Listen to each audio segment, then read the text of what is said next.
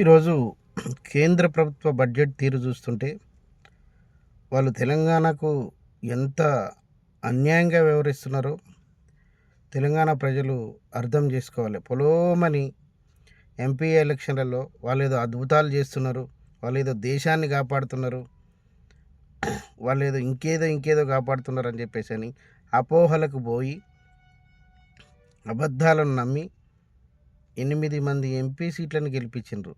ఇప్పటికైనా మీకు అర్థమైందా?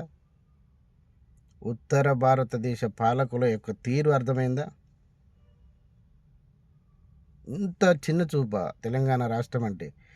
ఇక్కడ కొంతమందికి అర్థం కాని విషయం ఏంటంటే, తెలంగాణ రాష్ట్రం దేశానికి కొన్ని లక్షల కోట్లు ఇస్తుంది. 1,00,000 కోట్లు ఉదాహరణకు మనం ఇస్తున్నాం. వాళ్ళు మనకి ఇచ్చేది ఓన్లీ 40,000 కోట్లే రిటర్న్. 60,000 కోట్లు ఇతర రాష్ట్రాలకు పంచుతున్నారు వాళ్ళు. మన ఆదాయము ఇచ్చి మళ్ళీ మనకేదో వాళ్ళు ఇస్తున్నట్టు బిల్డప్ ఇస్తారు. ఇది ప్రతి ఒక్క సభ్యుడికి, ప్రతి ఒక్క పౌరుడికి తెలవాల్సిన విషయం. తెలుసుకోవాలి మనం. ఏదో గుడ్డిలో మెల్లలేక గుడ్డెద్దు చేలబడ్డట్టు ఇంకా ఎన్ని రోజులు నమ్ముతాం చెప్పండి? వాళ్ళు 11 ఏళ్ళు అయింది. ఇంతవరకు ఒక జాతీయ ప్రాజెక్ట్ ఇచ్చిండ్రా?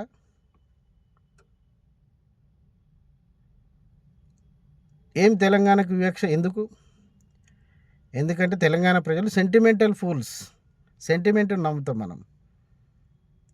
ఇప్పటికీ యువతకి అర్థం కావట్లేదు అసలు మనకి ఎంత అన్యాయం జరుగుతుందో దేశంలో. మనది మిగులు బడ్జెట్ రాష్ట్రం. మన రాష్ట్రం నుంచి అత్యధిక పన్నులు తీసుకుంటున్నారు, కానీ మన రాష్ట్రానికి మొండి చేయి చూపిస్తున్నారు. గాబరగా మాట్లాడతారు తెలంగాణ రాష్ట్ర నాయకులు. ఇలా గెలిచిన ఎంపీలు ఏం మాట్లాడతారు? ఏం మాట్లాడలేరు. 2 మంత్రులు కూడా ఉన్నారు. వాళ్ళు ఎప్పటికీ మాట్లాడేది ఏంటంటే మతం గురించి తప్ప వేరే అభివృద్ధి గురించి కానీ, ఒక పౌరుడు పడుతున్న బాధ గురించి కానీ, ఒక ఉద్యోగ కల్పన గురించి కానీ, ఒక రాష్ట్రానికి నిధులు తెచ్చుకోవాలనే ఆలోచన కానీ వాళ్ళకి రాకపోవటం సిగ్గుసేటు. మిత్రులారా, గమనించండి. ఇది ఏదో మనం మాట్లాడితే ఆవేశానికి వస్తాం, కోపానికి వస్తాం అనేది కాదు. మనం ఎంత నష్టపోతున్నాం అనేది కూడా మనం ఆలోచన చేసుకోవాలి. ఈ రాష్ట్రం దేశానికి ఇస్తుంది, కానీ దేశం ఈ రాష్ట్రానికి ఏమి ఇస్తుంది? ఏమి ఇట్లే మొండి చేసి చూపిస్తుంది ప్రతి దాంట్లో. ఇలా బీహార్ రాష్ట్రానికి విపరీతమైన నిధులు ఇచ్చిండ్రు, తెలంగాణకి ఇయ్యరు. ఎందుకు ఈ వివక్ష? తెలంగాణలో 8 సీట్లు గెలిపిలేదా? ముందు కూడా మేము అధికారంలోకి వస్తామని విపరీతమైన డైలాగులు కొడుతున్నారు. అధికారంలోకి వస్తే ఏముంది? ఇవాళ అధికారంలోకి వచ్చిన జాతీయ పార్టీ ఏం చేస్తుంది? నిధుల్ని పక్కదారి మళ్ళిస్తుంది. రేపు కూడా వీళ్ళు అంతే చేస్తారు. ఇదేనా భారతదేశ పాలకులు చేసే కార్యక్రమాలు? వివక్షను ఎందుకు చూపిస్తారండి? ఇవాళ మీకు 8 సీట్లు ఎంపీ సీట్లు ఇచ్చిండ్రు.